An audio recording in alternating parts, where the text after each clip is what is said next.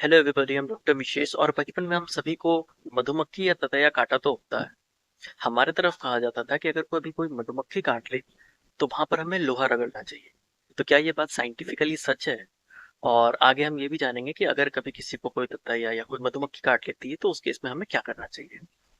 देखो, जब भी कोई मधुमक्खी डंक मारती है तो वो उस एरिया में फॉर्मिक एसिड, फॉस्फोलाइपेज और हिस्टामिन रिलीज करती है, और भी कुछ अदर सब्सटेंसेस भी रिलीज करती है। अब ये जो फॉर्मिक एसिड और फॉस्फोलाइपेज होता है, ये तो डंक मारे हुए जगह के अराउंड में इन्फ्लेमेशन कॉज करता है, वहां पे टिश्यू डैमेज वगैरह करता है अराउंड। और जो हमारा हिस्टामिन होता है वो इचिंग कॉज करता है, उसकी वजह से वहां पे खुजली होती है। तो अगर हम लोग डंक मारे हुए जगह पे लोहा रगड़ते हैं तो जो मेटल ऑक्साइड्स होता है वो बेसिक इन नेचर होता है। तो लोहा रगड़ने से वहां पे एक एसिड बेस रिएक्शन होता है। मधुमक्खी का एसिड और मेटल का बेस, इन दोनों के बीच में एसिड बेस रिएक्शन होगा, जिसके वजह से जो मधुमक्खी का जो एसिड है वो न्यूट्रलाइज हो जाएगा। तो ये बात सच है कि मधुमक्खी के काटे हुए जगह पर अगर आप एसिड रगड़ते हो तो कुछ रिलीफ जरूर मिलता है। अब आप प्रॉपर बात करते हैं कि अगर हमें कोई चींटी काट ले, कोई मधुमक्खी काट ले या ततैया काट ले, तो इस केस में हमें क्या करना है, हम आगे उसे मैनेज कैसे करेंगे। तो देखो, मधुमक्खी जब डंक मारती है तो उसका जो डंक होता है वो हमारे स्किन में फंसा रह जाता है। तो सबसे पहले तो हमें उस डंक को निकालने की जरूरत है।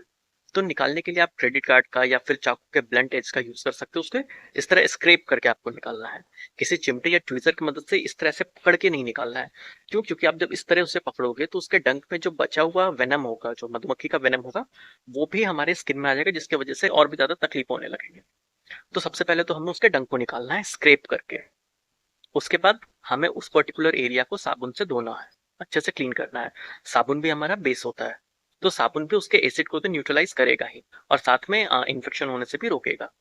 उस एरिया को वॉश करने के बाद में आपको वहां पे कोल्ड कंप्रेशन करने की जरूरत है, मतलब कि बर्फ लेकर या फिर ठंडे पानी से उस एरिया को सेकना है। जब भी आप कोई ठंडे चीज किसी एरिया में लगाते हो तो वहां पे ब्लड सप्लाई कम हो जाता है। जब ब्लड सप्लाई कम हो जाता है तो वहां पे इन्फ्लेमेशन होने के जो स्वेलिंग होता है वो कम हो जाता है।